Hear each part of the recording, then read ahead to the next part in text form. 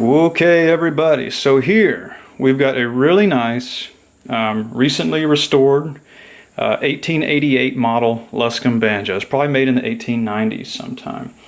So if you've been paying attention to any of the stuff that I've been screaming for the past few years about these instruments, you will know that they need to be strung with gut or nylon strings.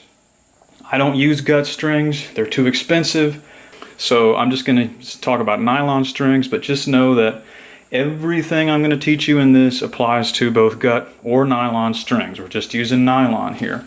So the actual strings that I'm using as an example, these are the typical ones that I use, the Aquila Nylgut strings. So people are going to be nitpicky and stuff, but basically what you need to know is if you down tune, if you play below standard pitch like I do, then you want to go with the Aquila Nylguts because they're heavier. If you play your banjo, if you tune your banjo all the way up to standard G tuning, or God forbid you tune it higher, then you want to go with another brand, which is the Labella number 17 nylon strings. So it's Labella number 17 nylon, not Nylgut, just regular nylon. So the Labellas are actually superior strings, but for me, because I down tune, I have to use these heavier gauge Nylguts. So that's what we're going to be doing. And I apologize that I don't have a pack of the Labellas right now to show you. So I'm going to teach you how to string these things up. A lot of people have asked me over the years how to do a video about how to string a banjo. The steel strings are pretty self-explanatory. You put the loop on the tailpiece, you run the tip of the steel through there, don't poke yourself in the eye, twist them up and tune them and go. But nylons are different. Nylon and gut are a little bit more finicky. You've got to do a little bit more work to get them on there. So here's what you're going to see on the back of the packet. You can see that they're color coded. So the first string is red, second is blue, and so forth.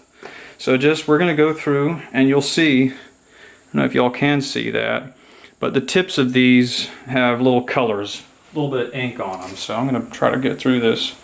So here's the first string. It has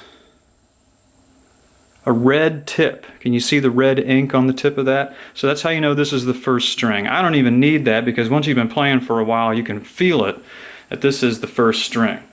Okay, so you actually start down at the tailpiece. So come on down and follow me down at the tailpiece.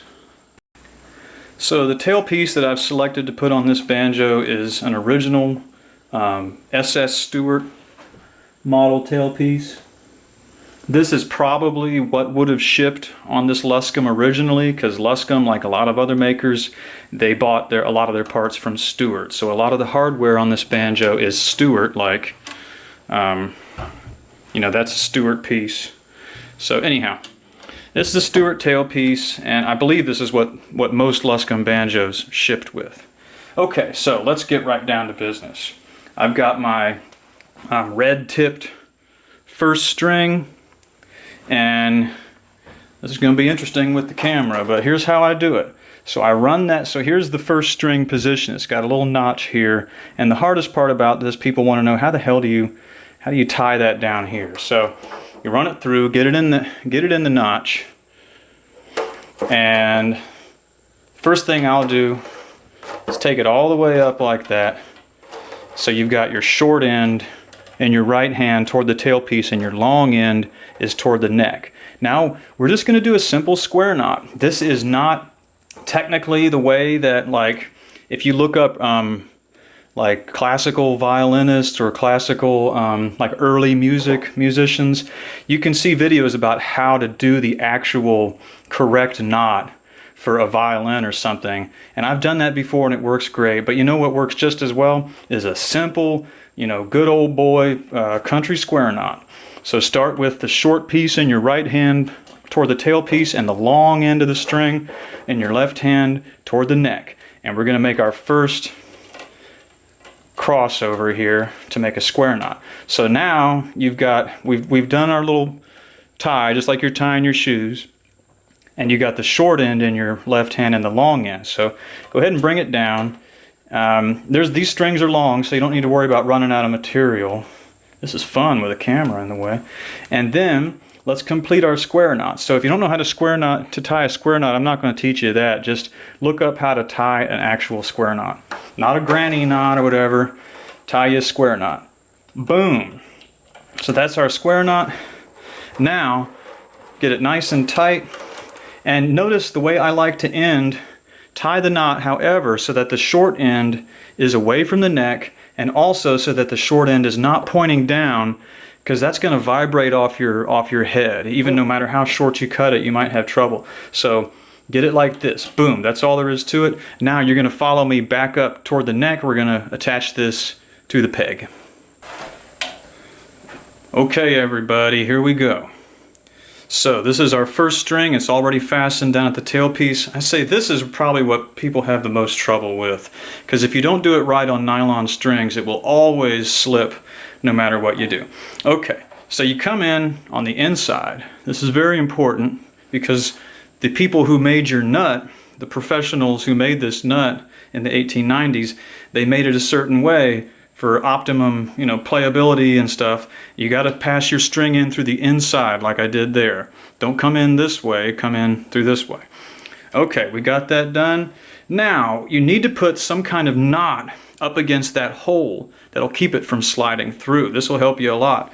So what I do is I give myself some slack, hold this in my left hand, and I bring this sucker around so that it's underneath. So all I did was I have it through, then I wrapped this, but here, let me do it this way. You pull this string up and then wrap this puppy around, right? Now, see if I can show you all this. This is some tricky stuff. Let me turn this. Here you go. So you can see that string is passed under the end of it.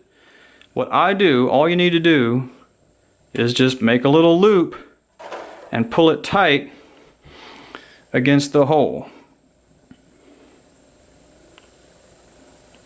And you're going to twist it up. Let me do that again for you.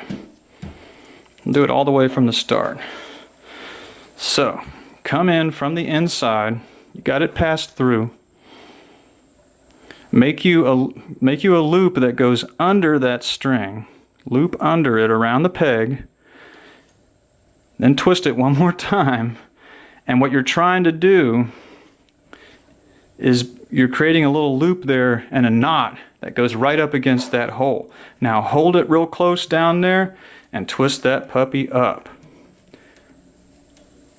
And also you always want to wind them from the bottom like I'm doing, so that when the string is done, it comes from the bottom of the peg. You don't want your string to come from the top of the peg. You want it to come from the bottom.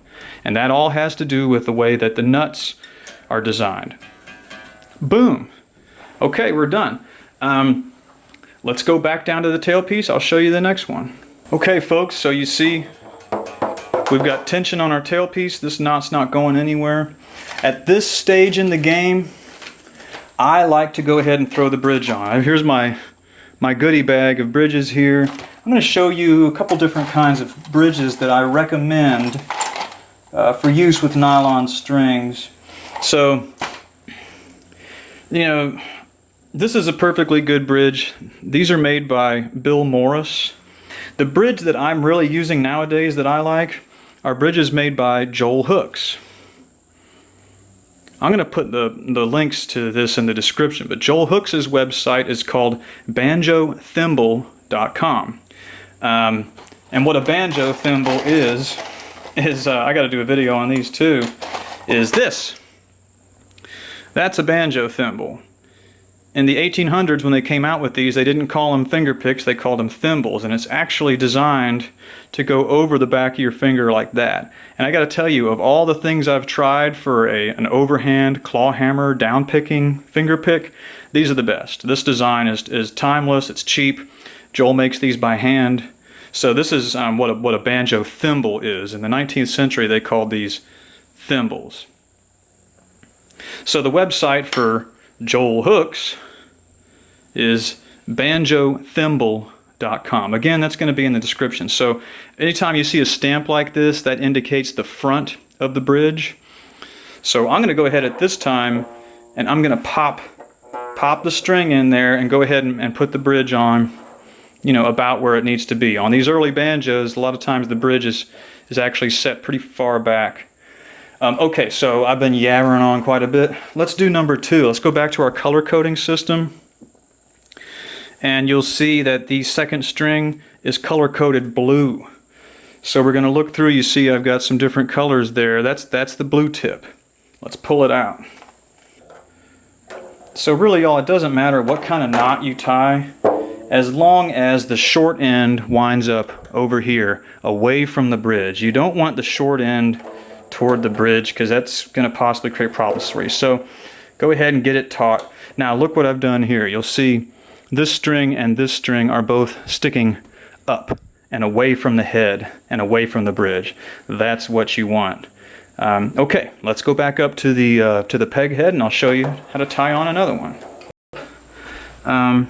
Pass it through, and I loop it around the peg and under the string, and then I tuck it under and pull it taut against the hole.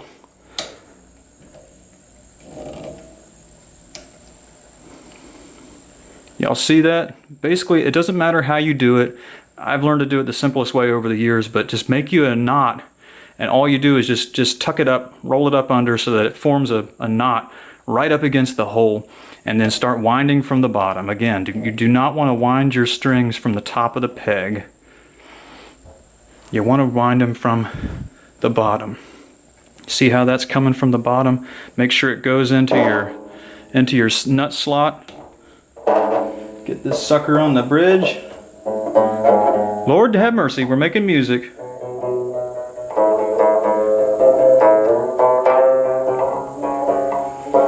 Nothing to it, nothing to it.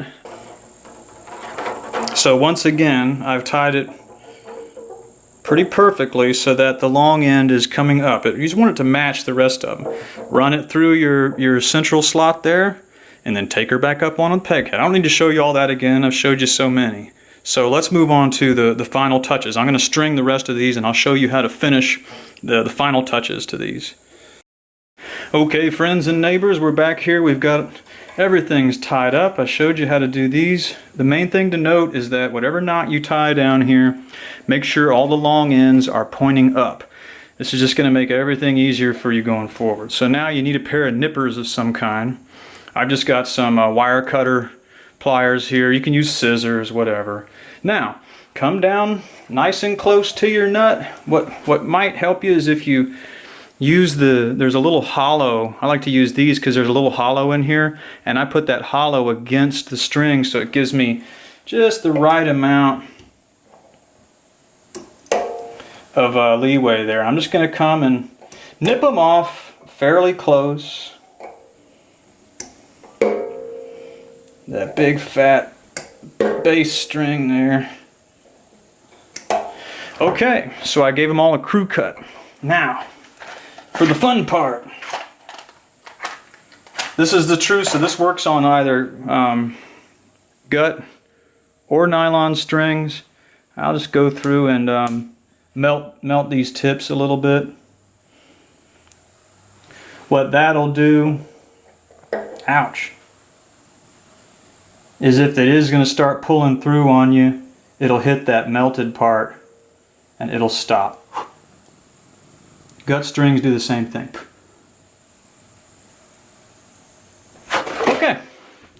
Looks really good, right? And that's just how you do it for gut strings or nylon. Same way. I'm going to show you on the peg head now.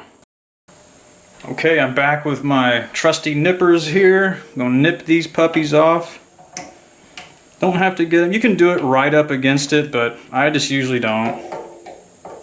Just to be a little conservative on it. But really, you know, it's going to look prettier if you're interested with the way your banjo looks. You do the closer you crew cut it, the prettier it's gonna look. And once you melt it and you've done a good knot, you don't have to worry about them pulling through. So let's get us another match. Come on, baby. Look, I'm moving too fast. I blew my match out. Okay. So here's another match. To make sure you do not touch the string below the peg because it'll pop. So just like I would for gut strings, I'm melting the tips. So this ensures that no matter what happens, I've tied a knot and I've melted the tips, which causes it to kind of bubble up on the end. I wonder if I can show you. You see how it's bubbled up there on the tips? That means that for this string to come unstole, it would have to not only pass through that knot that we've made, but that bulbous tip would have to pass through, and that's just not going to happen. So, your banjo is now strung, everybody. Okay, I'm really happy with this bridge. Go to banjothimble.com, get you a bridge from Joel Hooks, handmade in the United States from New Hampshire maple. That's how you string a banjo, ladies and gentlemen, and whatever else you might consider yourself. Okay, so if that was helpful to you, I really would appreciate it if you gave this video a thumbs up. Subscribe to our channel, there's a button down here for that. It'd be really nice if you could share this to somebody, especially a beginning banjo player, maybe a young person who's just getting into the instrument. Anybody you know who's expressed interest in nylon strings and playing the more traditional style of banjo, please share this with them, either directly or on that good old social media. Okay, you'll see me again soon. Thanks for looking.